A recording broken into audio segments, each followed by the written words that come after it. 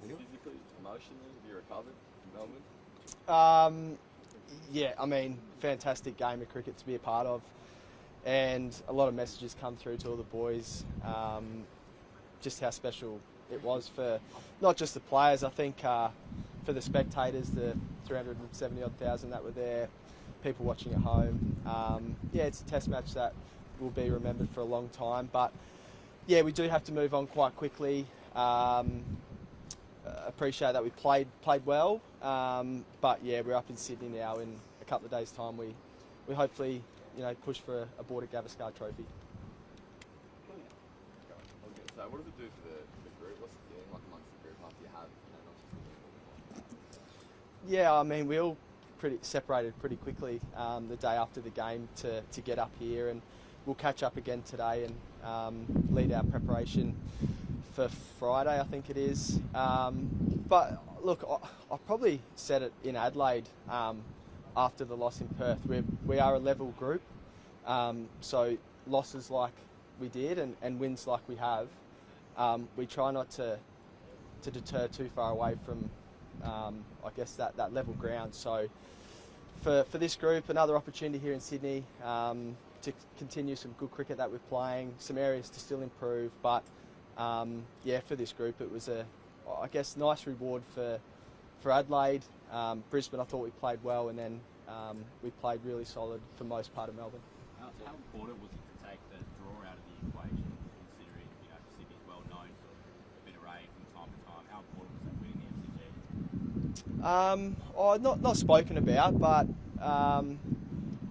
look, you can't control, I guess, the weather up here in Sydney, and there's always jokes about it. I think this wicket sets up really well for a good test match. So it looks like there'll be a bit in it early from a couple of days out. There's nice grass coverage.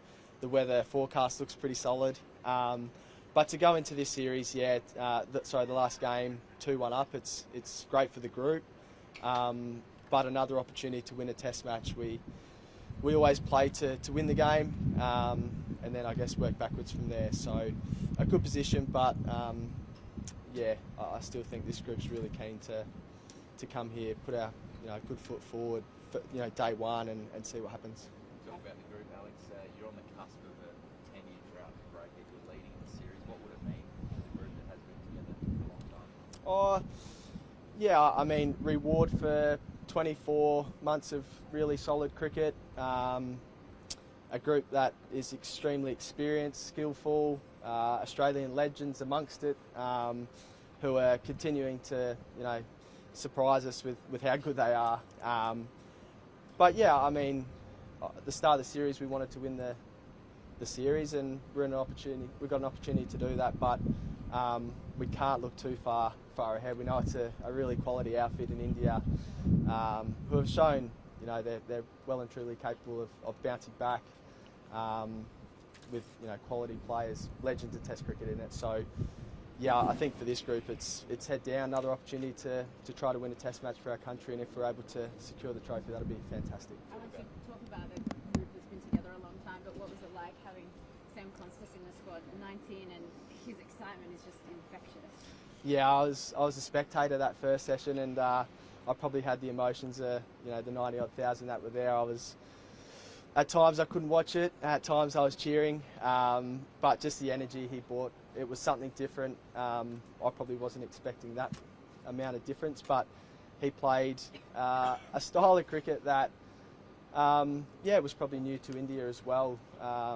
So we'll wait and see how he plays out here. I don't think that's his blueprint every Test match, but to be able to throw a few punches early, get a bit of momentum for us, which would, I guess the opening partnership was probably just lacking that, that intensity. But I thought, Nathan and Usman got us through tough situations as well by facing lots of balls. Sam was able to score a little bit. So, hopefully another opportunity in front of his home fans.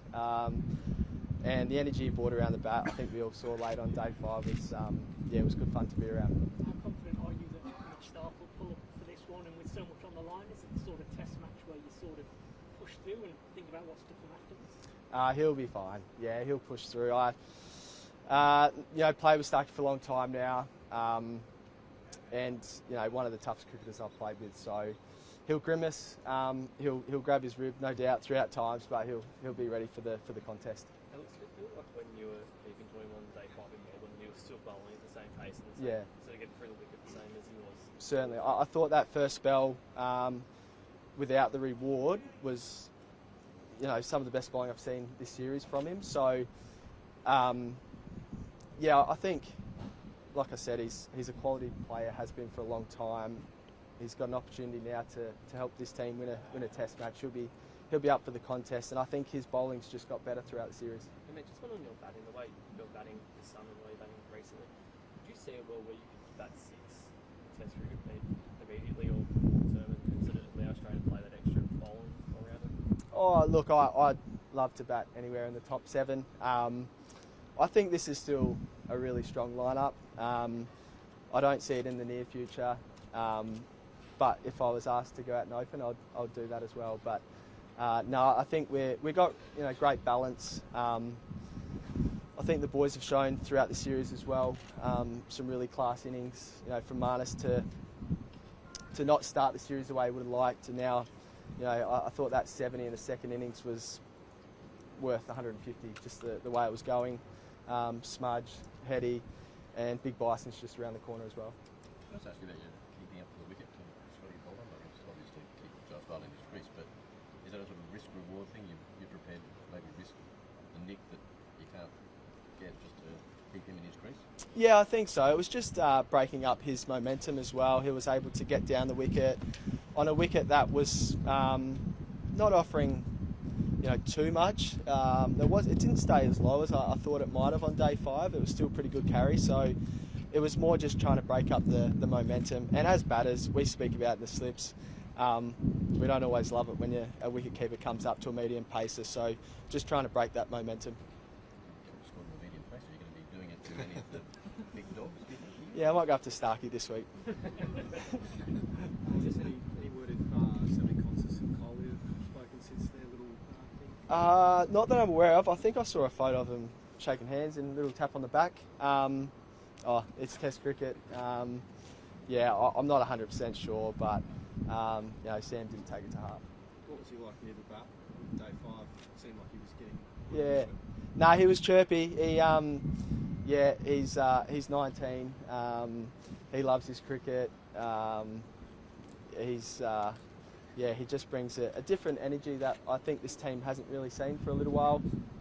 There was 8 players around the bat as well. So, it was really fun to be around. You had no doubt about that catch down the leg side from Jay as well. Were you surprised there was no spike on Snicker? Yeah, I had no doubt. And I think the evidence was really clear that the third umpire made the correct decision. Snicko's been a little bit funny this series, so with all the evidence that you get, put it all together and come up with the correct decision. I think the third umpire did a really good job. Alex, do you think there's an element of imagination over something you said? Because Rohit Sharma even questioned whether he plays in this test match as his captain. Like, do you feel like you've got quite a mental edge at the moment over him and Virat? No, I don't think I could put it that way. I think you could make that argument for a Steve Smith or a Marnus against Bumrah early, and champions of the game find ways to come out and perform. So, and they're champions, and we've got to be on our toes to not let them back in the series. So Mitch Marsh, you talk about players on their back foot, and he probably is by his own admission. Is this the opportunity for him to go? It feels like every person who's been under pressure in the series from the Aussie team has gone and performed. Yeah. It's his stage now. Yeah, I'm thinking the same thing. I think whenever we've put someone in the spotlight, the true Aussie way is to show them how good they are. So I think that's Mitch's time. Triple like for today. Normally this is the main session 2 days out, but a few of the quicks won't do much, and there was a fair bit of time on feet in Melbourne. Yeah. I think will come out of it. Oh, today's pretty optional for bowlers to get what they need. Smudge was here a couple of hours ago, so he's ready for a hit. Marnus is the same. Yeah, I think, with a short turnaround, firstly we want to be fresh for day 1. It was a pretty taxing day on day 5. But yeah, Camo will go through his thing.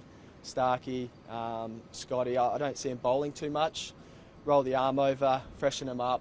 Batters will, tick the legs over as well, and we'll probably have maybe a little bit more of a hit tomorrow, a bit more intensity, and then we're into it on Friday. How much do you think the mood has kind of changed from Perth to Sydney? Yeah. It was quite disheartening loss there, but since then... Oh, I think I touched on it earlier. The mood hasn't changed a lot.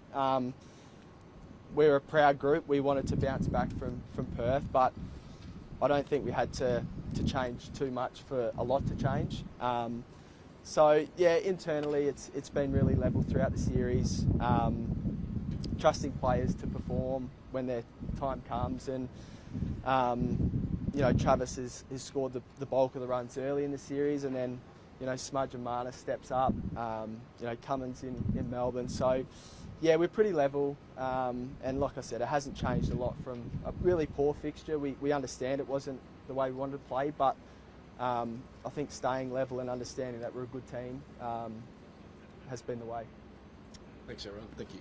Thanks, guys. Oh, yes, absolutely. Friday is a special test, obviously, and we've got the James Graff Foundation Yep. celebrating 20 years. Alex, what is it you're going to bring to that competition, given that? Oh, firstly, it's as players, we're really grateful to be a part of that, and offer any sort of assistance to the cause. I think people coming out and watching firstly is amazing. The virtual seats are an amazing opportunity for people to offer their support.